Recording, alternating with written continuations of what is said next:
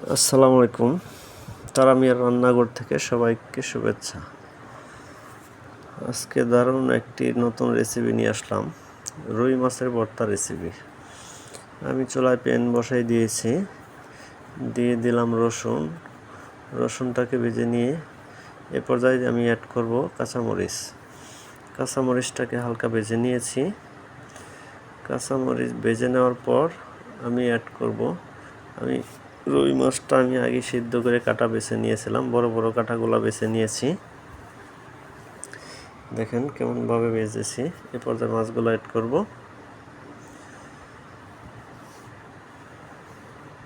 রুই মাছের ভর্তা এভাবে বানালে যে এত মজা হয় যা কল্পনার বাইরে।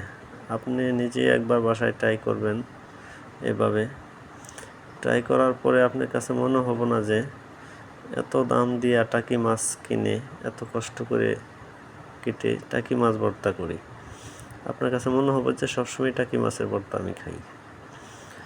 আমি এখানে এখন অ্যাড করব ধনিয়া গুঁড়া, জিরা গুঁড়া আর হলুদের ফাঁকি অল্প। আমি গুঁড়া মরিচ কোনো প্রকারের ইউজ করব না এখানে, যেহেতু কাঁচামরিচ দিয়েছি।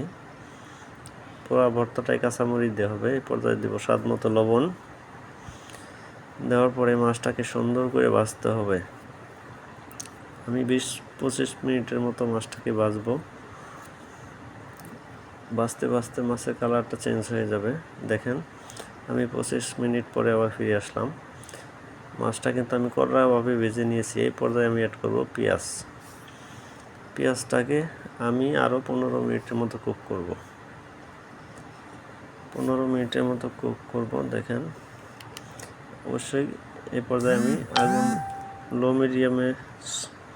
মিডিয়ামে রেখে আমি ঢেকে দেব পেঁয়াজটাকে সফট করার জন্য।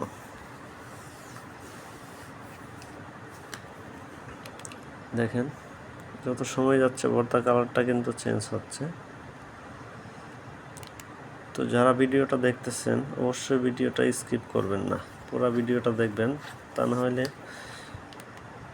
আমার এই রেসিপি পুরোটা আপনি বুঝবেন না। আমার ভর্তাটা কিন্তু মোটামুটি কমপ্লিট। আমি এই পর্যায়ে অ্যাড করব ধনিয়া পাতা। আমি কিন্তু কোনো প্রকার আদা ইউজ করি নাই, যেহেতু ধনিয়া পাতার ফ্লেভার দেব সেই জন্য আমি কোনো প্রকারের আদা ইউজ করি নাই। তো যারা ভিডিওর সাথে ছিলেন তখন সবাইকে অসংখ্য ধন্যবাদ। আর আমার চ্যানেলটাকে সাবস্ক্রাইব করতে ভুলবেন না। যারা ফেসবুক থেকে দেখছেন অবশ্যই লাইক ফলো করে দিবেন এবং ভালো ভালো ভিডিও পাওয়ার জন্য সবসময় এই চ্যানেলের সাথে থাকবেন। সবাই ভালো থাকবেন।